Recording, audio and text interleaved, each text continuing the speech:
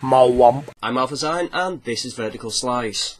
People were taken by surprise when news emerged of Squeenix offering a cool £84 million for British publisher and fellow franchise squanderer Eidos. Apparently their operations are quite synergistic,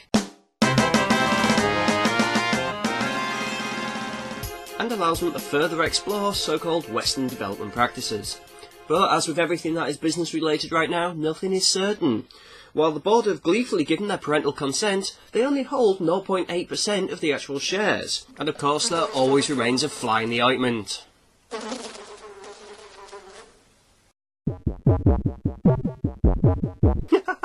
I told you so!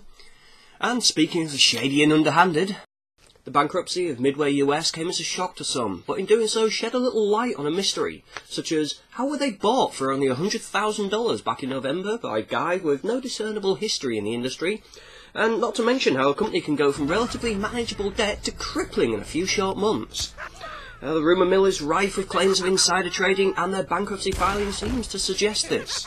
Shame to see a veteran name go down because of a not-so-cunning plan to make a quick buck. Fatality.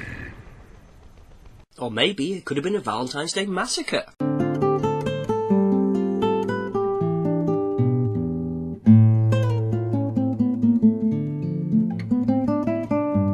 In movie news, indie filmmakers The Purchase Brothers released the first in their series of short films based on Valve's Half-Life series.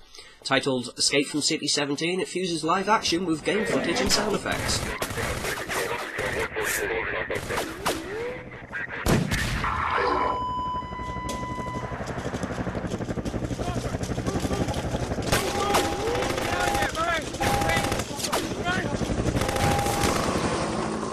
Originally only created to test out some post-production techniques, they sorta morphed into their own fully-fledged production instead.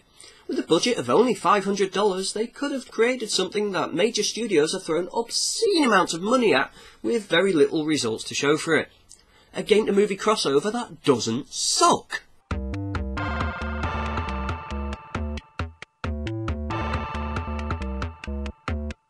Of course, game-to-movie isn't the only troublesome crossover. Something The Watchmen, the comic-to-movie to video game, is learning too, though their viral marketeers appear to be channeling the 90s scrolling beat-em-up in their latest promotional offering.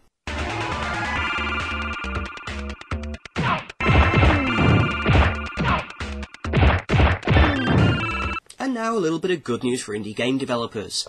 In an exclusive interview with the head of Paradox Interactive, Rock Paper Shotgun were able to tweak out a little bit of information on the new digital distribution label that they've set up called Mesmer Games. Acting as a sorta indie version of Steam, Mesmer Games will allow indie developers to publish their games without signing away their IP in the process. And in another bit of forward thinking, usually bereft from sites like these, they're going to be taking a one world, one price stance, and not fiddling the price depending on where you are on Earth. Which does mean if you're Martian or Volon, you're shit out of luck. Though this is just the kind of thing that we need to remind those PC naysayers that the platform is far from dead.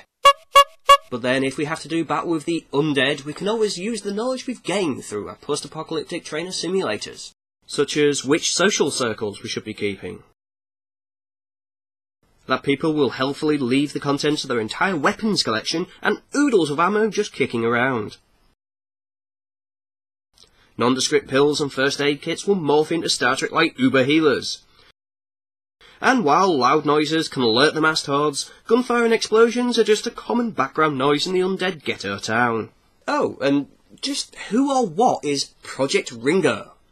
Answers on the back of a dead undead, please.